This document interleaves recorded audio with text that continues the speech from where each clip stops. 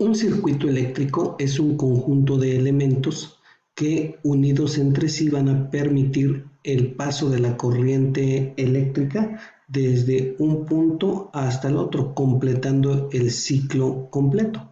Cuando la corriente eléctrica hace este recorrido, decimos que el circuito eléctrico está completo. Los elementos que componen a este circuito eléctrico son, en primer lugar, tenemos la diferencia de potencial o el voltaje. Esto nos lo proporciona ya sea una pila o un generador, dependiendo del tipo de corriente del que esté compuesto el circuito eléctrico. Después, es decir, se debe de tener aquí la fuerza electromotriz o el causante de que los electrones fluyan. Después tenemos el conductor, que es por donde van a circular o a fluir los electrones o la carga eléctrica. Luego debemos tener una resistencia, que es cualquier aparato eléctrico o carga sobre la cual van a realizar el trabajo los electrones o sobre el cual realiza el trabajo la corriente eléctrica. Y opcionalmente podemos tener un interruptor que nos sirve para abrir o cerrar el circuito. Estos son entonces los elementos de un circuito eléctrico. Tenemos ahora tres tipos de circuito dependiendo del tipo de conexión. El primero de ellos es el circuito en serie. En este circuito en serie, su principal característica, bueno, dos características, es que un solo cable, o sea, un solo conductor va a pasar por las resistencias que estén conectadas en serie. En este caso, en el ejemplo se muestran tres resistencias conectadas en serie. Entonces, si suponemos que de aquí sale la corriente eléctrica, es un solo cable, pasa por la primera resistencia, pasa por la segunda, pasa por la tercera y completa el circuito. Y si una de estas resistencias se desconecta, las otras tres ya no funcionan, es decir, para que esté cerrado el circuito, las tres resistencias deben estar conectadas. Entonces, si una se desconecta, las otras ya no funcionan. El otro tipo de circuito es el circuito en paralelo. En este circuito, este cable, este conductor pasa aquí y esta es una trayectoria, o sea, pasa y regresa, es decir, en cada resistencia se completa un circuito. Entonces, por ejemplo, para esta primera resistencia se completa aquí, para esta segunda se completa aquí y regresa a la pila, y para esta tercera se completa aquí y regresa a la pila. La principal característica, bueno, entonces es que si una de estas resistencias se desconecta, a las otras no les afecta porque son ramales distintos. Y el tercer tipo de circuito que tenemos es un circuito mixto. Este circuito mixto tiene una parte en paralelo o tiene partes en paralelo, como por ejemplo en este caso, estas tres resistencias están conectadas en paralelo y estas dos están conectadas en serie. Y entonces estas dos en serie conectadas con esta parte que también está en paralelo. Esto es un circuito mixto cuando tiene resistencias conectadas tanto en paralelo como en serie. Vamos a analizar primero el primer tipo de circuito, que es el circuito en serie. Un circuito se va a representar gráficamente de esta manera. Este símbolo representa las resistencias. Esto es una resistencia, esta es otra resistencia y esta es otra resistencia. Entonces este símbolo va a representar las resistencias o las cargas, que como te decía hace un momento pueden ser focos, aparatos eléctricos. Entonces cualquiera de estos va a ser una carga o una resistencia. Y este símbolo de aquí representa la diferencia de potencial, es decir, el voltaje que está haciendo que la corriente fluya por el circuito, la diferencia de potencial.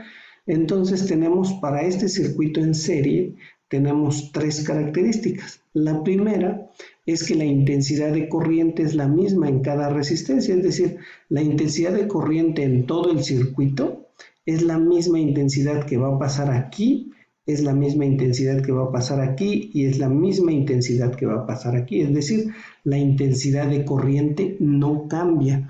Por lo tanto, lo representamos así. Intensidad total es igual a la intensidad en la resistencia 1 que es igual a la resistencia 2, la resistencia 3 y así todas si fueran más de 3 resistencias. El siguiente punto, la resistencia total del circuito se obtiene sumando las resistencias individuales, es decir, sumamos esta resistencia más esta resistencia más esta resistencia y así obtengo la resistencia total del circuito. Y la tercera es que el voltaje total, o sea, este voltaje total se reparte entre cada una de las resistencias. Coloquialmente se dice que en un circuito en serie hay caída de voltaje, porque de este voltaje total no todo llega a esta resistencia, ni a esta, sino que va disminuyendo el voltaje, de tal manera que la suma de este voltaje más la suma de este voltaje más la suma de este me van a dar el voltaje total. Vamos a analizar estas tres características resolviendo un circuito en serie. Ejemplo 1. Resuelve el siguiente circuito eléctrico. Aquí la diferencia de potencial son 120 volts, la resistencia 1 vale 22 ohms, resistencia 2 18 ohms y resistencia 3 8 ohms. Están conectadas en serie porque es un solo camino el que sigue la corriente eléctrica, es un solo ramal. Entonces, como paso 1, debo calcular la resistencia total o equivalente. Esta resistencia total o equivalente la voy a calcular sumando 22 más 18 son 40, más 8 son 48.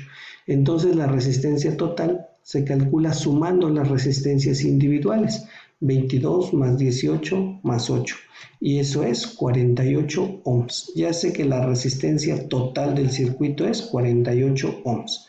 Ahora, esta resistencia total la voy a utilizar para calcular la intensidad de corriente en el circuito. Y esa intensidad de corriente la voy a calcular utilizando la ley de Ohm. Recuerda que la ley de Ohm dice que la intensidad es igual al voltaje sobre la resistencia. Voltaje sobre resistencia. Entonces, la intensidad en el circuito sería voltaje 120 volts. Y la resistencia total, o sea, la resistencia total o equivalente que calculé son 48 ohms.